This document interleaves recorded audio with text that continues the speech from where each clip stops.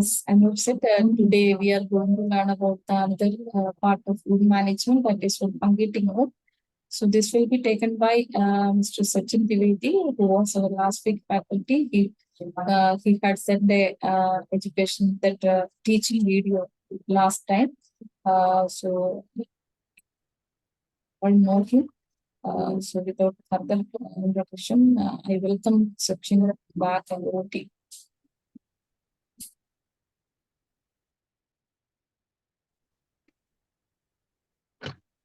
Good evening, everyone. Am I audible? Yes, you are. Okay. So sorry for last session. I was not able to take as a virtual. Today we are going to discuss about one of the important aspect of wound management. So thank you so much, Pallium India and Sister Chiba for giving me this opportunity to take the session on uh, wound management for the course of palliative foundation course of palliative nursing. So I'm going to share my screen.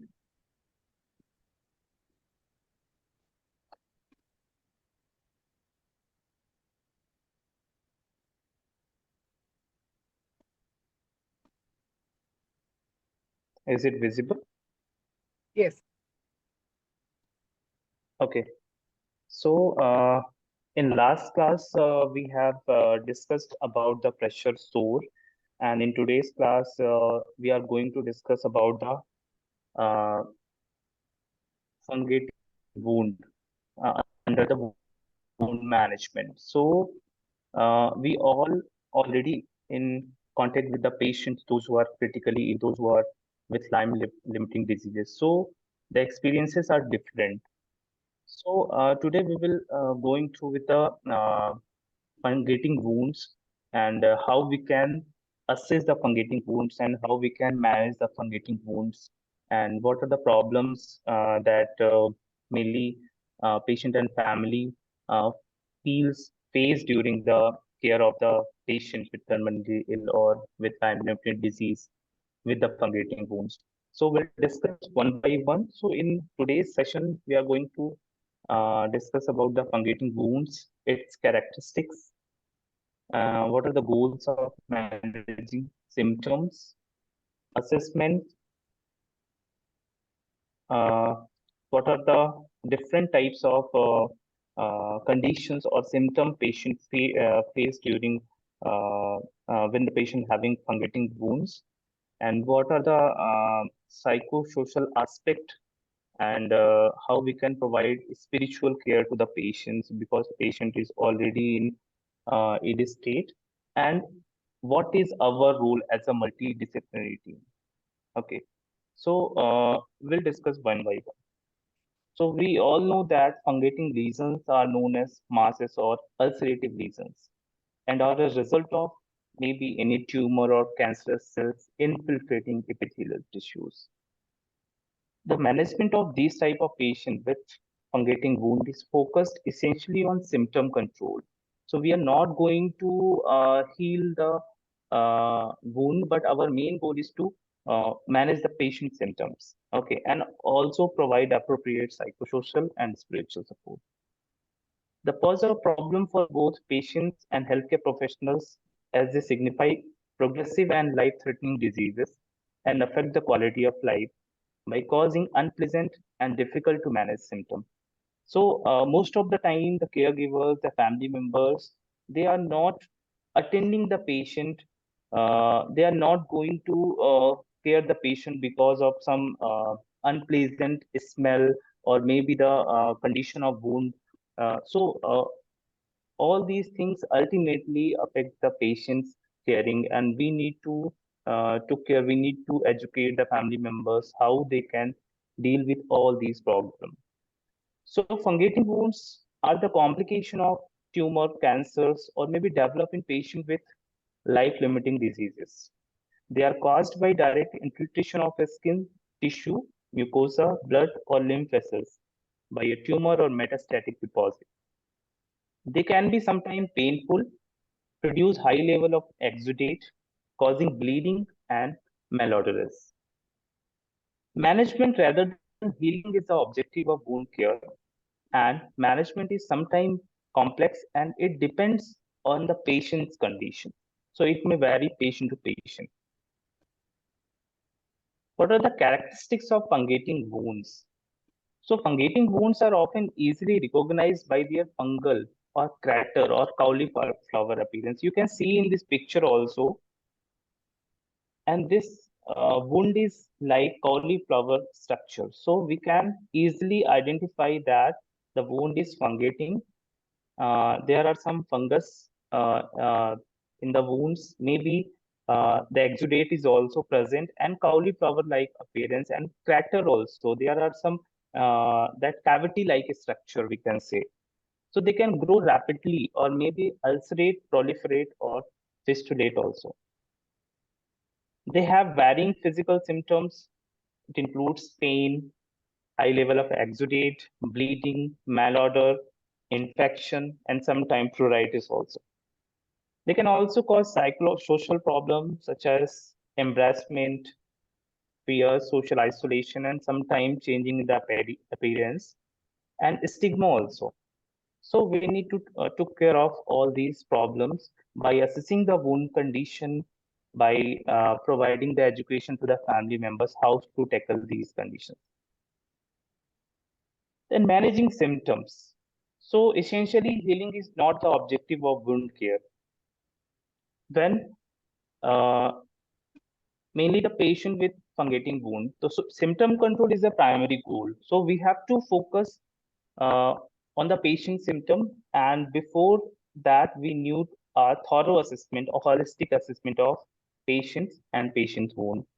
So on the basis of patient's wound assessment, patient's condition, we can plan the intervention, and on the basis of that intervention, we can took care of our patient. These wounds are invariably chronic in nature, maybe complex to management and demand a plan that individualized. The treatment plan will often include a significant amount of psychological, psychosocial, and spiritual care, both the patient and their family members, because ultimately it causes the distress, anxiety to the patients also and family members also. Then we'll move to the assessment.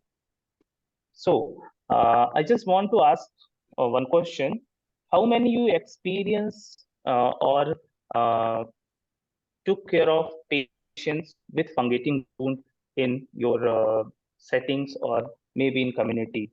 How many you experience or how many you provided care to these type of patients? You can use chat box also to write yes or no, or you can raise your hand also.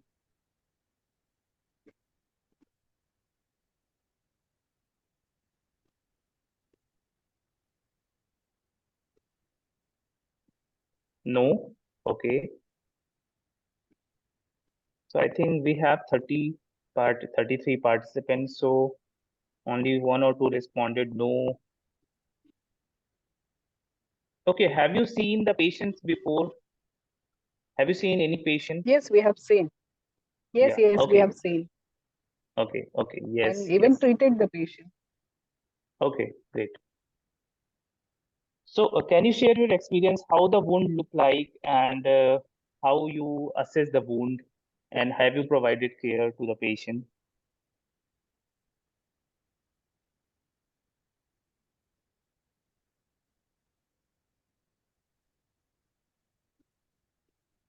Hello.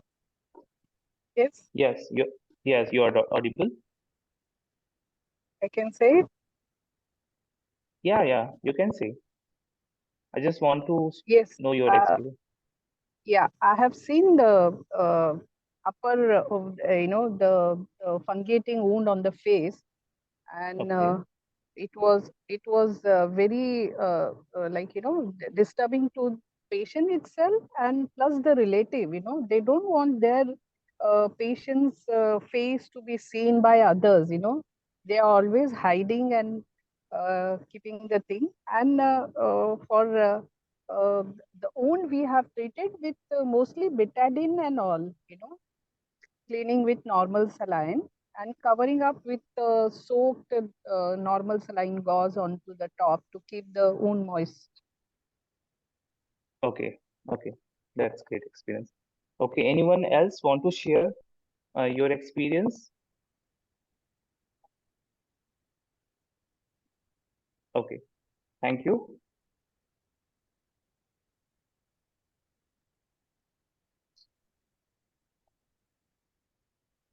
Okay, so for the patient with fungating wound, we need a regular review because the wound condition is changed day by day.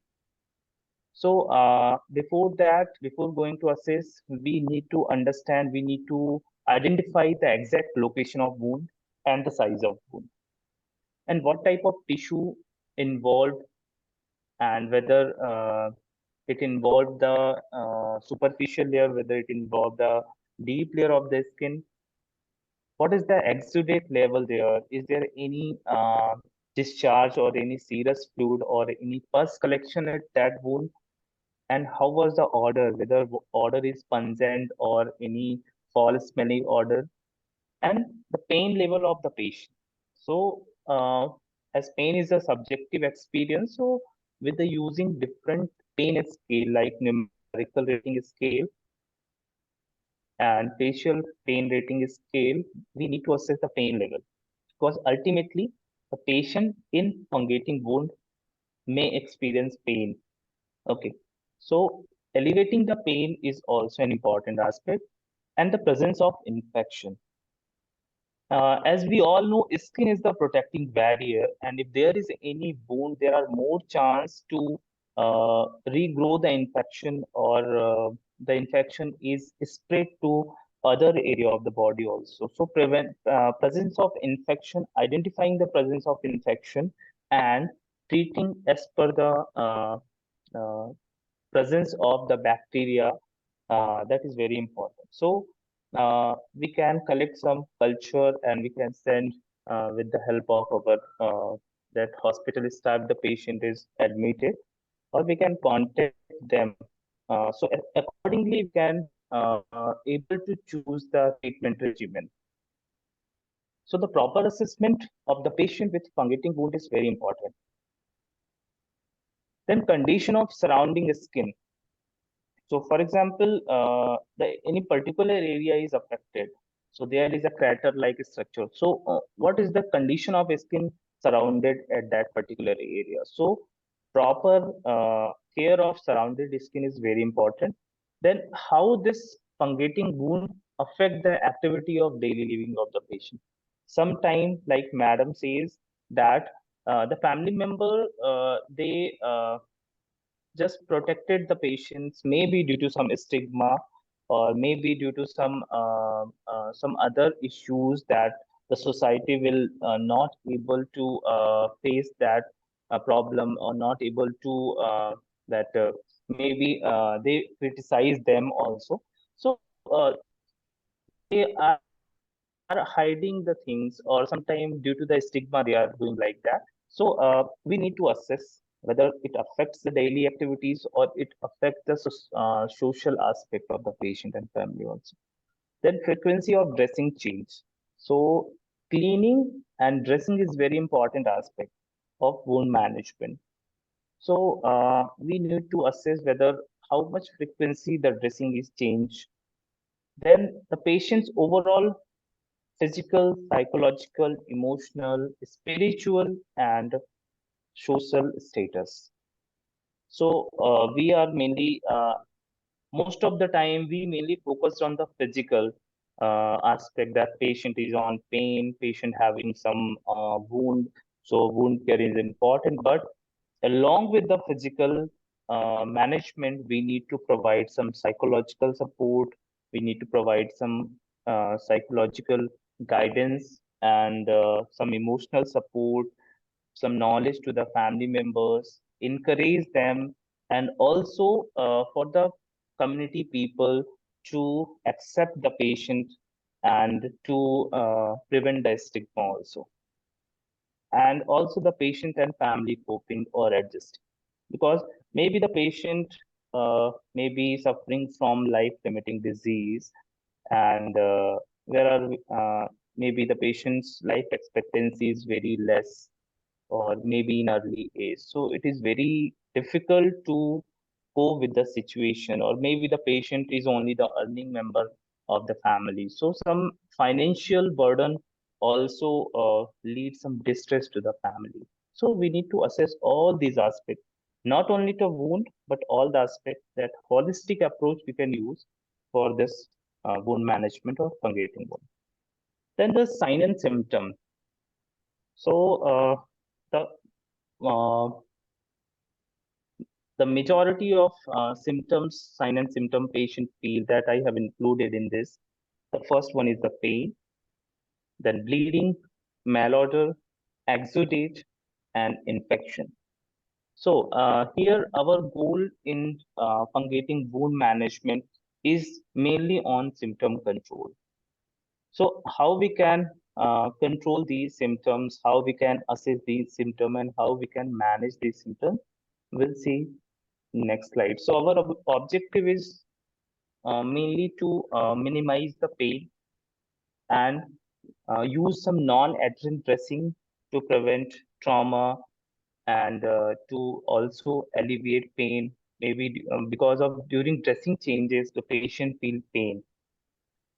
It also the goal is also to facilitate the debridement if appropriate, and control the main symptom like the excess level of exudate, malodor, pain, etc. So first symptom, we are going to deal about the pain, and we all know pain can be experienced in different way and is a unique to each individual. It can be influenced by age also, gender, culture, emotion, social factor. The assessment and subsequent management of pain due to fungating wound is a vital aspect to the patient's holistic assessment. So most of the time, uh, we we are not going to focus on pain.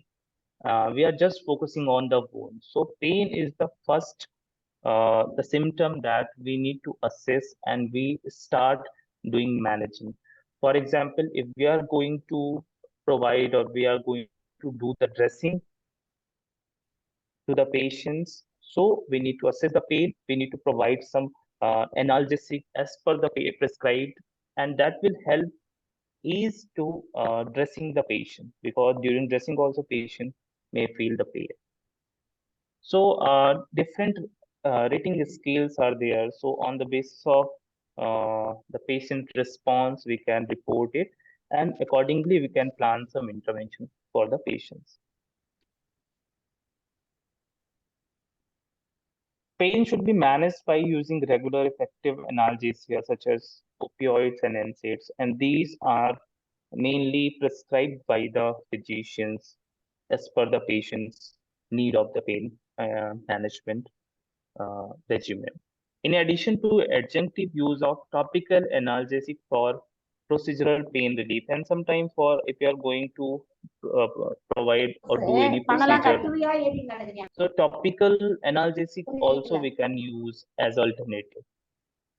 Uh, if the patient is on pain, so we can give some recreation or distraction technique also. If the patient is child, so we can provide some that objects, some that gaming objects, so that patients maybe distract from that situation, and it will help to manage the pain.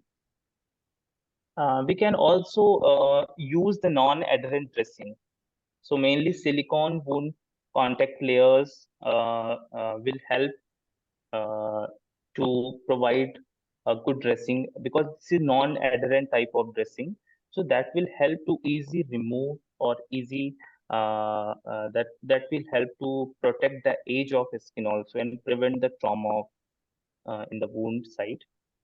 And before, if you are using any solution for the cleaning, so warming the solution will also help in ease the pain. So also we can protect the surrounding skin from any trauma by dressing and maceration from uncontrolled exudate. So all these remedies, all these interventions ultimately help to ease the pain or relieve the pain in patient with fungating wound. Then our second symptom is the bleeding. So it is a very common complication of fungating wound, mainly the superficial bleeding, and you can see in the picture also the patient's that wound. There are some bleeding at that side, superficial bleeding. So this is mainly due to fragile tumor capillaries. So in the wound bed and the platelet may be there may be some less platelet, or maybe sometime the function of these platelet may be suppressed. So there are some many causes that may lead to the bleeding. So involvement of the capillaries, absence of platelet, and sometimes rupture of nearby blood vessels. So all these conditions need to uh, uh, bleeding. So we have to very vigilant when providing care to the fungating wounds. So this sometimes this bleeding may be harmful for the patient. So I remembering one patient. So it was I think 2 year back when I was in one medical college, and one chronic kidney disease patient, and it was not fungating wound, but managing the bleeding in the home is very difficult, because when the patient bleeds, so everyone in fear, and it is difficult to manage that bleeding. So at that time, patient was in having one line in the that jugular. So due to some dressing, the dressing is not properly fixed, and the catheter is not fixed. So that catheter come out, and patient start bleeding from the that jugular area, and the family member is not able to manage the patient. So after some time, when patient reached to hospital, and the doctor checked that the patient died 1 hour before because of excess blood loss. So sometime maybe this is the superficial bleeding, but sometime if there is any rupture in the major vessels, so sometime patient die at the home because the family member is are not uh, able to manage, and not even the basic education how to deal with the bleeding, how we can manage the bleeding, and how we can control the bleeding till the healthcare personals arrived, or till the patients arrive to the hospitals. So it is very important aspect. So how we can manage the bleeding? The management of superficial bleeding that include non-adherent dressing. We can use pressure dressing also, especially when there is any line or any catheter inserted. And after most of the time in the general patient also, when we remove that particular line or dressing, we are providing the pressure dressing. We are using the pressure dressing. So if it is the blood is coming in a pressure, or if there is a force of blood, so we can use some pressure dressing that will help to prevent the bleeding.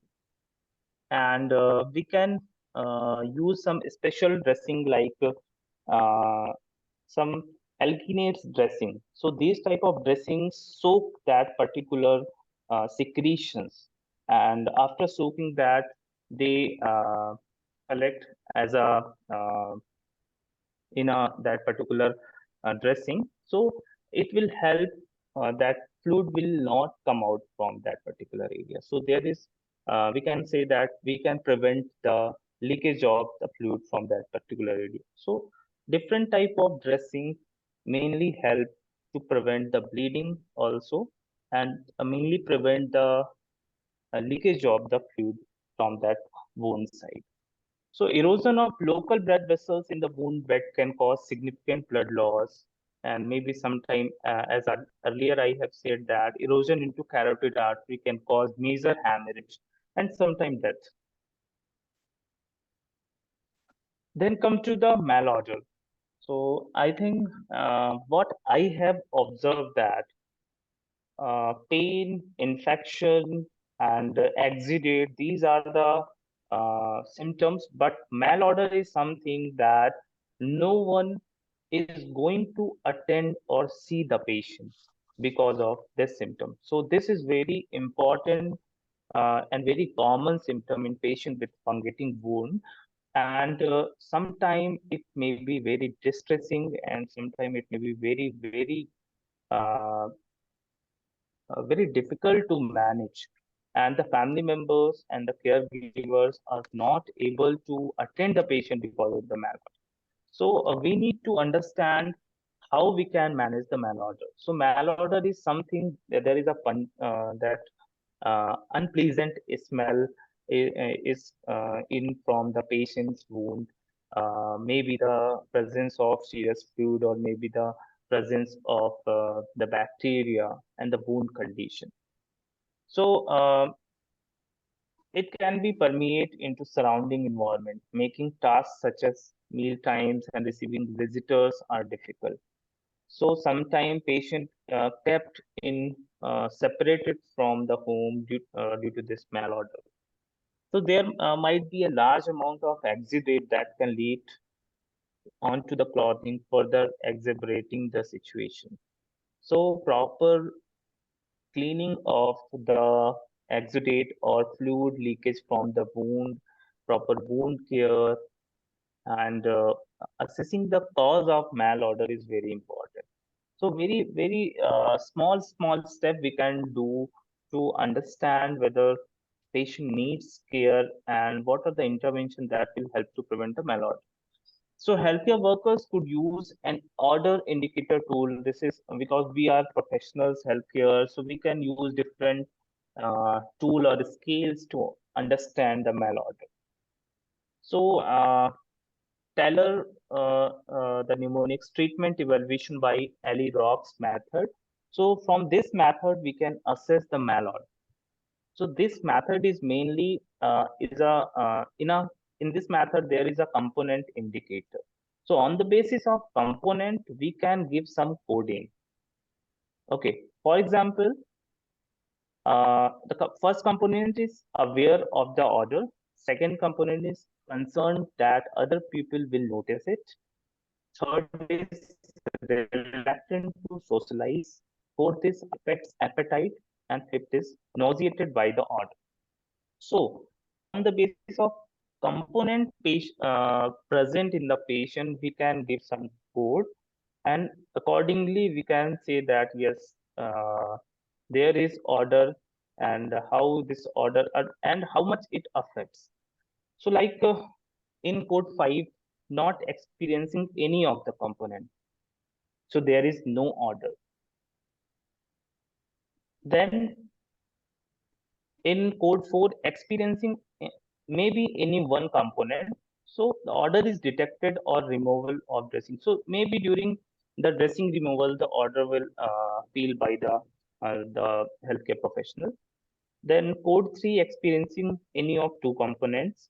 So order evident on exposure of dressing. Then code 2, experiencing any of three components. So order evident at arm's length from the patient. So maybe 1 or 2 feet of distance, you can feel that order. Then code 1, experiencing four component, any of the four components. So order evidence on entering the patient's room. And code 0, experiencing all five components, so that order evident on entering the house or wards or clinic.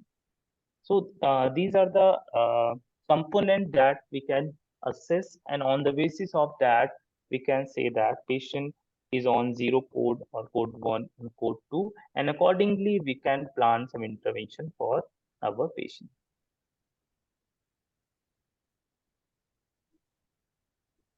Sometimes it may have negative impact on family carers and healthcare professionals who may avoid spending time with the patient. As earlier, madam said that they have protected the patient only by covering some moist dressing. So sometimes the family members is also not involved in care because of the malorder. So proper assessments of malorder is very important. Then come to the management of malorder.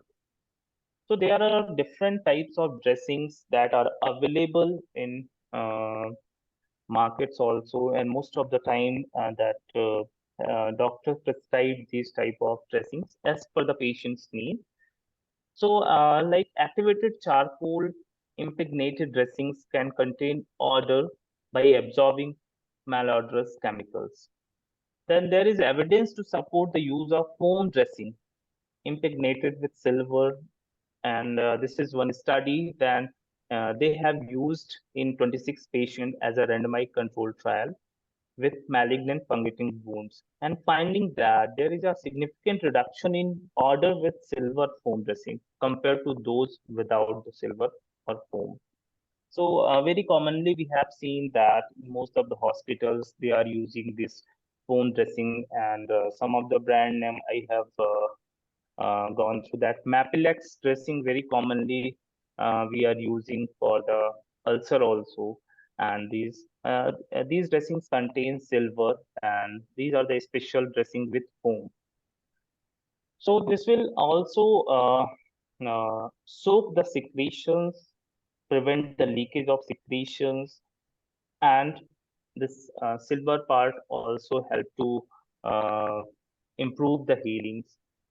Then honey-coated bandages found both improved malodor and exudate among malignant wounds. So this honey-coated bandages is also available. That will also help in exudate as well as malodor management.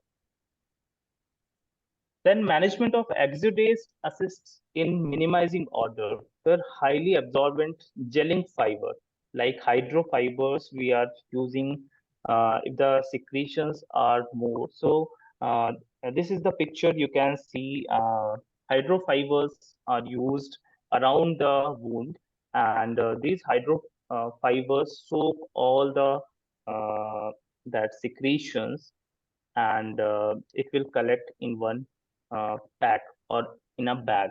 So these type of dressings mainly help to prevent the malodor as well as it improve the healing. Then zinc oxide based and petroleum based skin protectant can also be used to protect wound edges.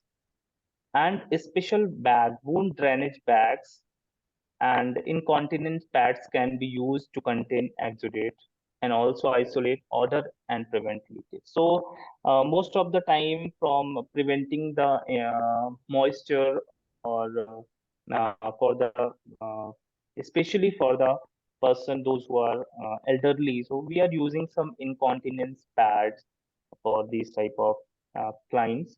So this will also help to prevent the malodor.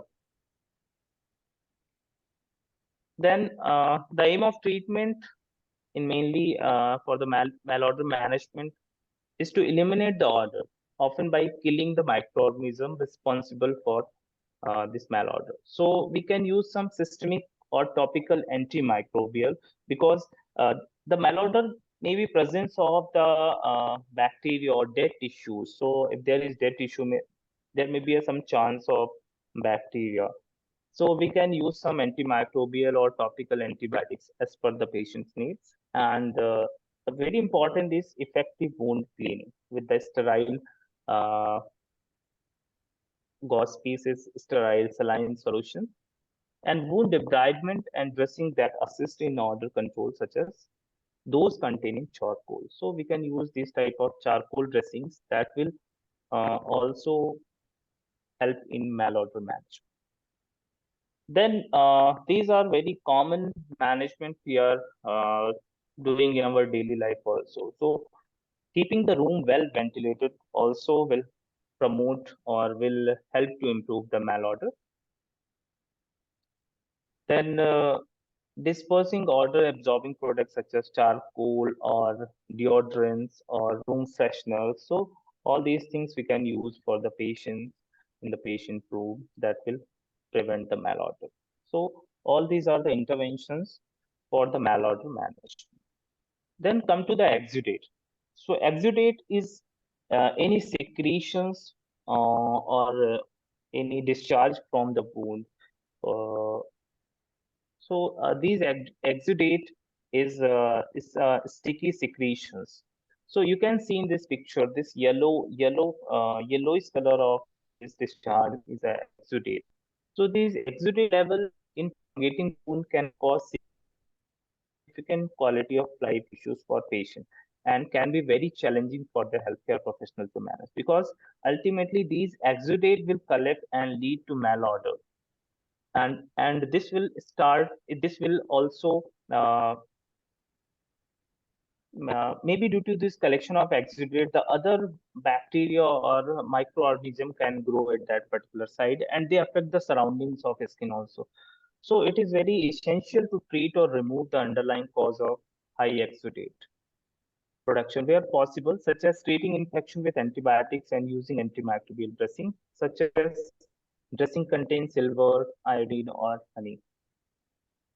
So for the exudate management, uh, we have to provide absorbent dressings like foam, alginates, hydrofibers.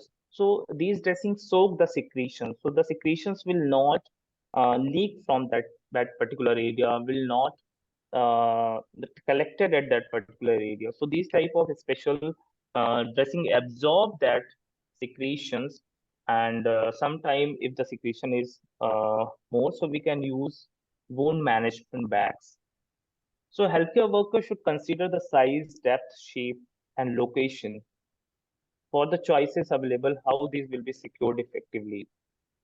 So considering care of surrounding skin, barrier film products are useful as the skin is often very fragile, damaged, at risk of deterioration. So different barriers like moisturizer to prevent the dryness of skin, but uh, moisture also preventing the moisture also, or like incontinence, all these things also will help to uh, provide some management of skin or prevention of damage of skin. So we have to balance with the moisture and dryness. So uh, we have to be very careful during the exudate management and during the management of fungating wound, especially the superficial skin and the surrounding skin.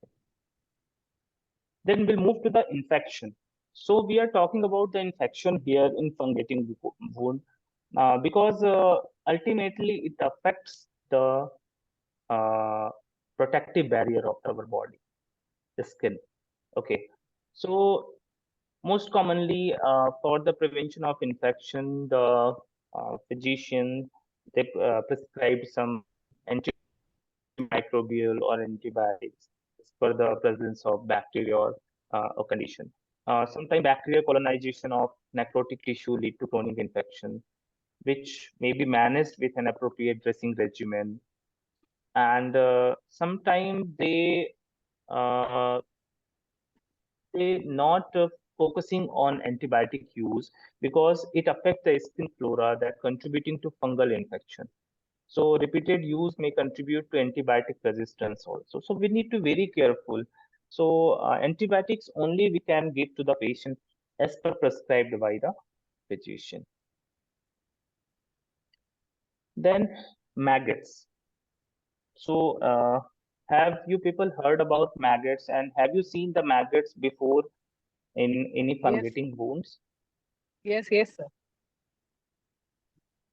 Only one? Okay. So uh, can I ask to you again to share your experience uh, in which patient you have seen maggots and how you tackle that situation?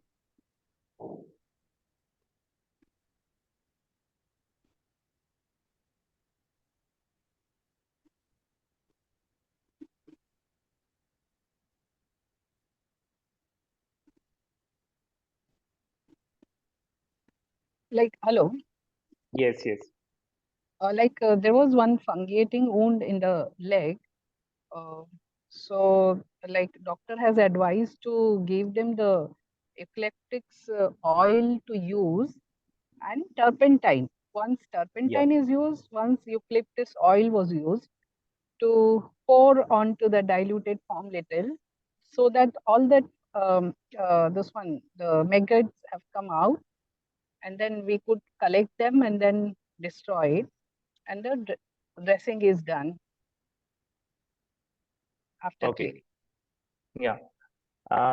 During my master's in the year of 2015, when we have our postings in surgical ward, I have seen one patient with maggots, and then maggots present is on head. So there was a wound in the head. Uh, so there are many maggots, just look like this wound in picture. So the maggots come out from the wound. Some are going inside in the wound. So the first thing we have noticed that they have separated the patient from other surgical patient. Okay. So because these maggots are very harmful to other patients. So and the patient is covered with mosquito net. So can anyone tell why the mosquito net is used for the patient having maggots? Like that maggots are egg of flies only, that will Yeah, get converted into again into adult, that yeah, could spread it to the other patient as well if yeah, any wound yeah. is. Yes. Yeah, so that is the preventive aspect that we can follow. That is the patient having any fungating wound. So as a preventive aspect, we can use some replicant to prevent these type of flies to come or to reach the wound site. Or we can use mosquito net also. That will help to prevent. And we can the foremost important is to provide a good dressing to that particular wound. So that will help to reach the flies to the wound site and help to prevent the maggots. So maggots or meiosis is the word we are using, the infestation by the housefly larva that is known as maggots. So this is mainly found in malignant fungating wounds in cancerous patients and sometimes non-cancerous poor healing patients also. So sometimes these maggots cause tickling or itching sensation. If you ask the patient that have you feel any pain or itching at wound site, so if there is maggots, so they uh, tell you that yes, they are feeling that something is itching near the wound site or inside the wounds. So the foremost important is to protect the wound site by covering it by sterile dressing and remove the maggots from wound with sterile saline plus, or as madam told that at that time also they use turpentine oil with some concentration, and when they pour the turpentine oil there, the maggots come out. But we can't say that all the maggots come out. Maybe if one was left inside, they again grow and again they collect in a large number. So, proper removing the maggots at the wound site is very important. Mainly maggots, what maggots are doing, I have gone through some research also. So, maggots therapy is also using for debridement. De-sloughing. De-sloughing. Yeah. So they mainly eat the dead tissues. So they are actually doing the debridement. But Mm. here they are causing the wound infected, and if they are in large number they again start damaging the normal tissues also. Okay, so we need to remove all the maggots and we need to cover our patient's wound with the sterile dressing. So the maggot therapy used for the patients, so there are very sterile way of using maggots. So all the maggots used for the debridement process, and they all the maggots are removed, and proper disinfectants are used. So these maggots are uh, cause some pathogenic conditions. So they are infected maggots.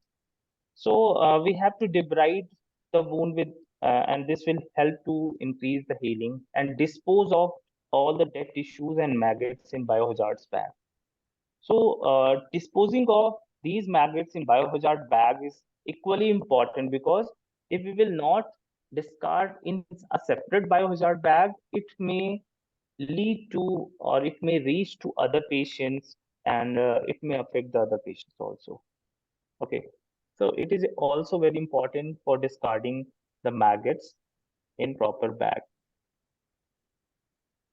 Yes, someone massaged diabetic foot patient also. Yes, DM patients, diabetic ulcer patients also, we have seen the maggots. Then we have covered all the physical problem patients are facing. Maybe sometimes patient feel itching on the skin, or maybe due to the that edema, or due to the maggots also. Sometimes they feel itching or pain due to the poor blood supply also, and sometimes there is a poor venous return also from that particular site. So sometimes they feel that uh, they feel itching at that particular site. So the itching is very common, and it is easy to manage.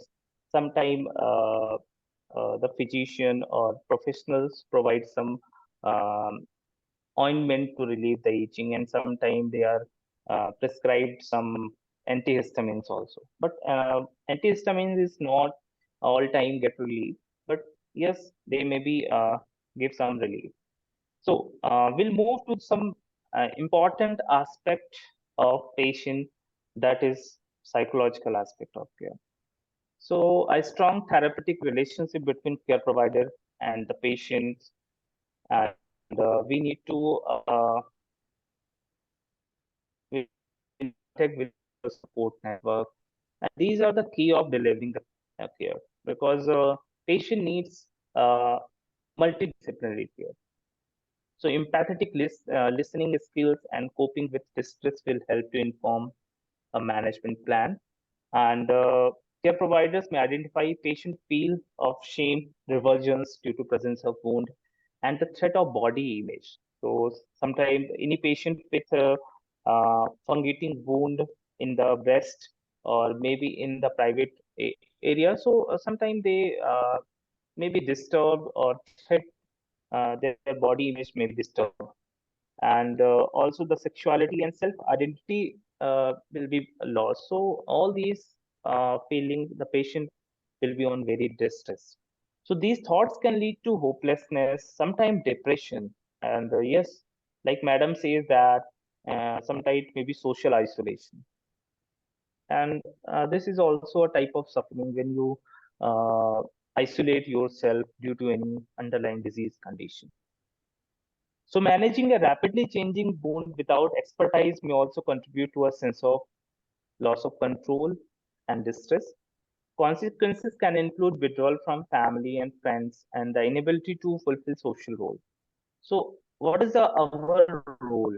Our role is to help the patient and family to cope with the condition, mainly in the dressing change, providing adequate information to the patient, to the family members, to the community, to the surrounded people, to the relatives, those who are involved, those who are residing nearby the patients. Sometimes there may be some encouragement or empowerment for the patient to live positively with the malignant wound, or with the fungating wounds, or with the life-limiting disease. In addition to the caregiver often have a significant burden of unmet needs and desire information regarding financial and practical support that is available.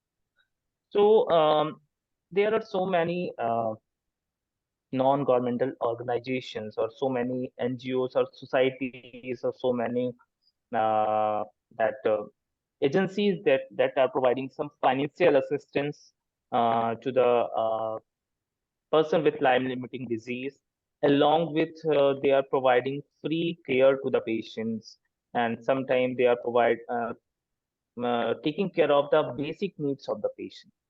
And sometimes some of the NGOs are doing fundraising for the patient. So we need to support the patient with all these uh, uh, NGOs, and we need to make a bridge between all these things. Then family functioning, cohesion, and communication are associated with the patient's psychological adjustment following a diagnosis of cancer, influencing rates of depression and anxiety. So this we need to understand, listen, and assess the need for further counseling for the patient. So early access to palliative care has shown to have beneficial effect on relative distress with reduced symptoms of anxiety, depression among caregivers during the course of patient illness.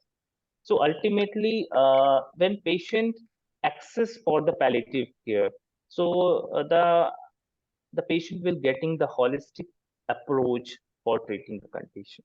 So that actually needed. Then the spiritual care.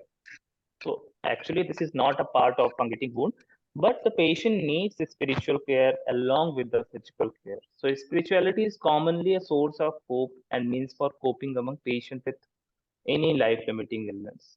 So acknowledging the provision of spiritual care is significantly important. Exploring patient spirituality can be lens through which healthcare workers discuss issue of meaning, purpose, dignity, and changing the relationship patients are having with their own body and others. So accepting the disease condition and believing in that is very difficult. So training for healthcare professional in providing spiritual care may also improve comfort and skill in discussing spirituality with patients and encourage referral to spiritual care workers. So if we are not going to deal with the spiritual part of the patient, we do not worry about that. We need to refer the patient to the spiritual care worker, those who are actually dealing with the this part, spirituality part. So sometimes the religious wise they contact their religious people sometimes to provide some spiritual care. So it is very common. Then last one is the multidisciplinary team approach. So this wound management or any type of symptom management or psychological care, the spiritual care is not a task of anyone. We need a multidisciplinary team to deal with the patient's physical problem along with the psychological, psychosocial, emotional, spiritual, vocational, financial. So all these aspects. So for that, we need palliative care specialist, oncologist, surgical and wound care specialist, nursing and paramedical staff, spiritual supporter, psychosocial counselor, community people, non-governmental organizations. So these all member are the part of multidisciplinary team, and this team will help to provide holistic care to patients with life-limiting disease. These are the references. Now you can ask if you have any questions regarding this.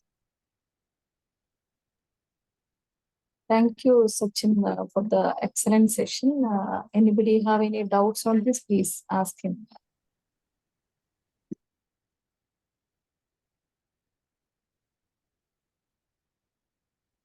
Excuse me, sir. Yes. Can we use aloe vera gel for these fungating wounds? Uh, Earlier, I have not uh, uh, gone to practice, but if you have any evidence that earlier there was some studies that will shows that aloe vera will help to uh, provide some uh, effect, provide some good management of wound, so we can use. But I have not uh, gone through with this practice. So I cannot say yes, but yes, I will search and I will let you know if there is any evidence-based practice for aloe vera use in this Uh, wound b- uh, management.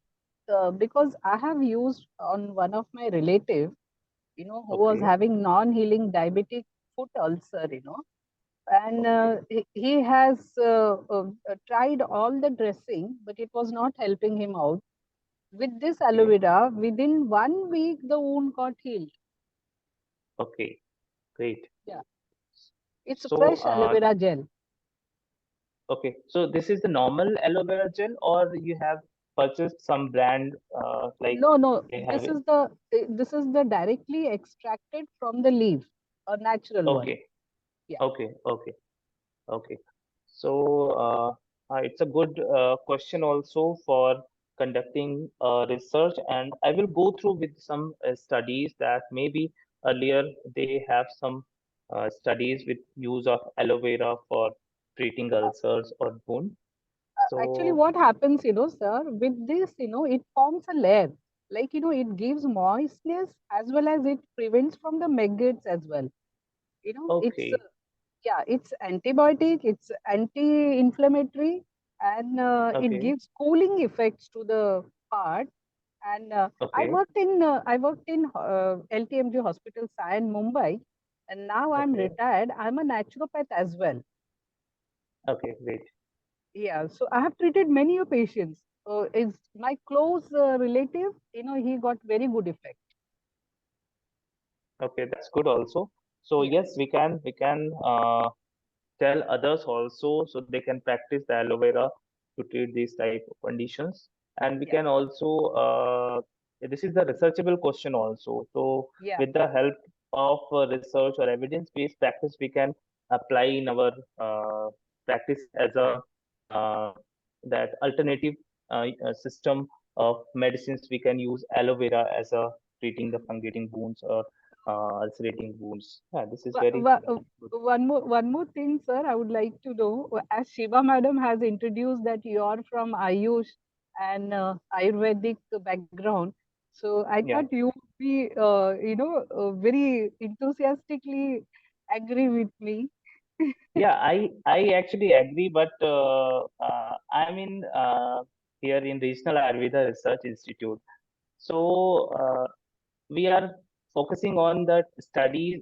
Whether is there any studies that prove that aloe vera actually help in that reducing or help in managing the wounds also. But maybe there was some study. I will go through with the study.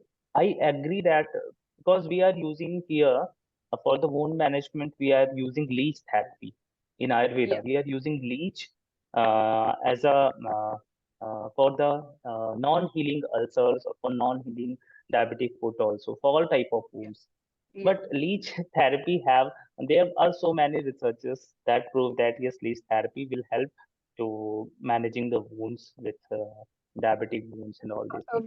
But I think the leech therapy is for the gangrenous part mostly. Like these fungating wounds are mostly it is onto some it's proliferation of healthy tissue as well. Yeah, I'm not telling that we are using for the fungating wounds. I'm telling that I only accept that if there is any evidences that earlier anyone is used and proves that yes, aloe vera therapy is good for fungating wounds, that I can say that, and I can say others also to accept this. Uh, Definitely, if you have practice, what we can do, we can conduct a research, and I Yes, can also promote my students also. They can yes, conduct a research because in my institute, there are very less number of patients, those who are coming with the wounds. So it is yeah, very difficult to get the patients or samples here. But the any palliative care centers or any centers, those who are treating with the cancer patients, so we can encourage them to do the research to see the effect of uh, already available modalities with this aloe vera. So maybe yes, we sir. will get some good evidences. Thank you so much Thank, for sharing your thank you, experience. thank Sachin, you so much, sir. For okay, I would like to comment on this. So regarding the application of aloe vera, so regarding that there are lot of local practices in the community, but we don't have any evidence. If you have evidence, you can practice. Otherwise, also you can practice, but we don't encourage. If Yeah, we have an evidence, we will encourage others to use this. But if we don't have an evidence, we can't suggest these is the good medications for wound healing, that kind of things. And also, I heard about raw papaya. So that is also another thing. So the people that even the health professionals are also using this for wound healing in the community usually. And the another thing you want to you all are understand is this is a non-healing ulcer.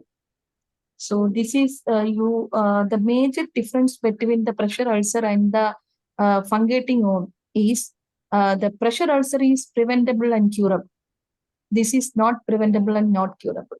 So every the lot of proliferation, the proliferation growth will be there. If the proliferation happen, definitely the necrosis tissues will be coming out. Lot of problems will be there. No, so we are not able to focusing on the healing the things. So healing is not possible here. So what we focus on here is, as Sachin said earlier, we have to reduce the signs and symptoms. So from the beginning itself, we all already learned about the major signs, major that the aims of palliative care. So the major aims of aim of palliative care is to prevent or control signs and pain and other symptoms. If we are able to prevent the signs and symptoms like pain or the other problems, definitely we can improve the quality of life of the patient and their family. So here, this is a non-healing ulcer. We all focusing on the controlling of signs and symptoms. Yeah. Okay.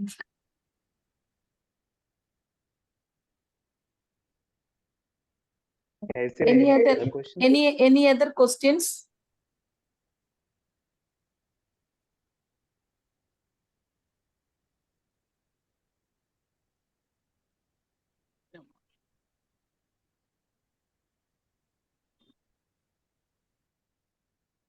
I think no more questions. Unfortunately, we don't have a case presentation today. Actually, we are one sister is planning to do the case presentation. Unfortunately, she had a medical emergency, so she went there. So we don't have a case presentation today.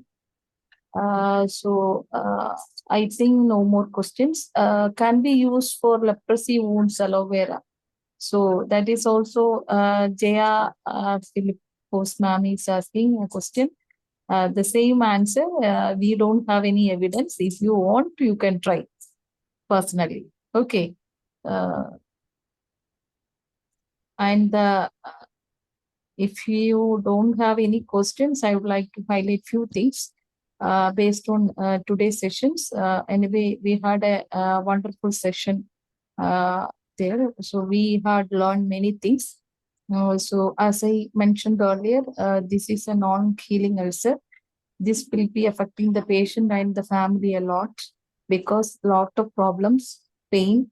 There might be two different types of pain will be there, nociceptive pain and neuropathic pain. When we assess it, you have to assess whether the patient is having nociceptive pain or neuropathic pain. So you have to treat for that because if you don't assess properly, if the patient is having neuropathic pain, your nociceptive pain management medications will not help. So that is why you have to do the proper assessment. And also, the dressings are adherence to the wound. Before removing the dressings, all dressings, you have to soak well. So this is also very, very important because otherwise, when we remove the old dressings from the wound, it will cause two problem, pain and bleeding. So you have to soak well and then try to remove it. So that way we can able to prevent pain and bleeding. And another thing is malodor. So there are, this is one of the major problem because lot of necrotic tissues will be there, anaerobic and anaerobic bacterial infection will be there. Here, because of that, because of the anaerobic bacterial infection, malodor will be there. No, so the drug of choice of controlling anaerobic bacterial infection is metronidazole.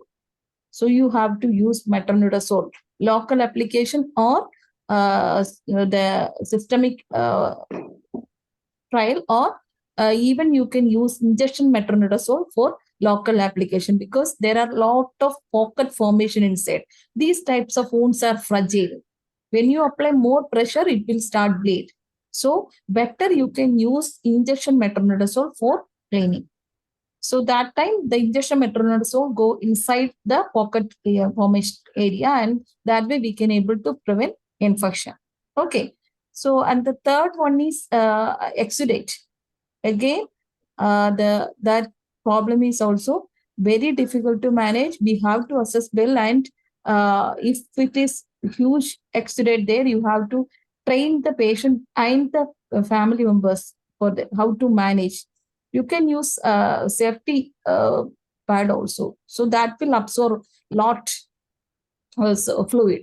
Okay, so otherwise that the patient and the family will be anxious about that. Why it is happened to me? So what happened? These kind of questions will be there, no? So better you have to identify, you have to manage well. And the last problem is bleeding. So here, if there is a head and neck cancers there, you have to prepare the patient family. If there is an accidental hemorrhage happen, how they will manage in their home. So that is very, very important. So if there is an accidental hemorrhage, definitely the major, if there is a major, the big tumor there, that will protrude the major blood vessels. Okay, so they use dark clothes. So you have to tell the patient to use dark clothes. So otherwise, the patients will panic and the relatives will panic. That is also very important. So these are the main points you have to keep it in mind. And already we discussed about maggots management. So the patient and the caregivers doesn't know it can come from flies. So this is the how the prevention of maggot formation is also important. You have to teach the caregivers and patient about that. How does maggots come? Then only they will cover the wound properly. Okay, so that is also important. And if the patient is come with maggots, you can use turpentine oil, but you don't pour directly. You can take a turpentine oil with a gauze piece, squeeze out excess water, and keep close to the wound. So that time the maggots will come out. You can take it out with the help of a water forceps. And another one important message I want to convey with you all is, don't follow maggots. When they come out, you can take it out. Usually, if you go with your artery forces, they go inside. So there are a lot of pocket formation inside. They go and save there.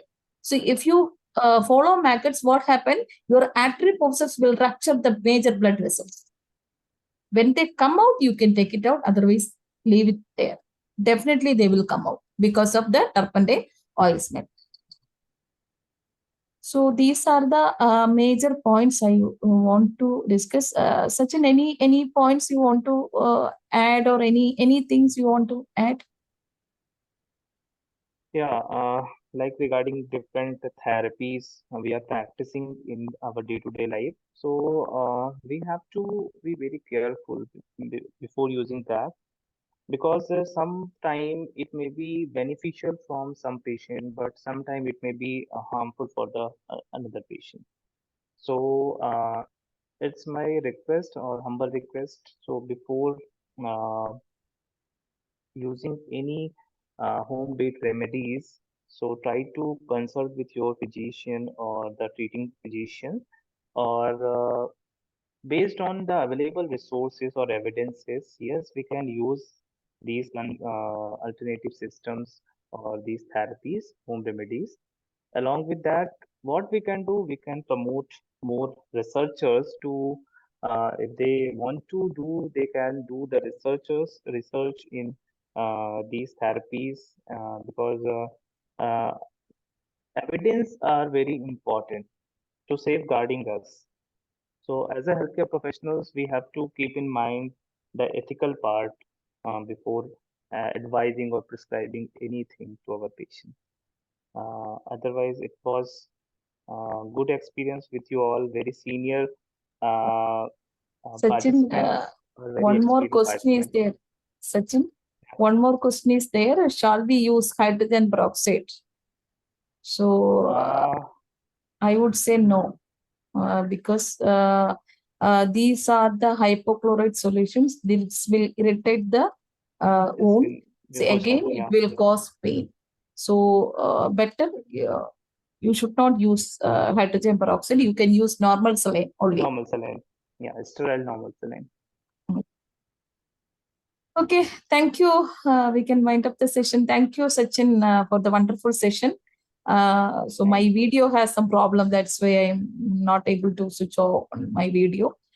Thank you all for your contributions and your experience sharing and all. Thank you, Sachin. See you next Thank you. time. Thank you, everyone. Bye-bye. Thank you, Shiva, for concluding the things. And thank you, everyone. We'll meet you soon. Thank you, Sachin sir. Bye. Thank you.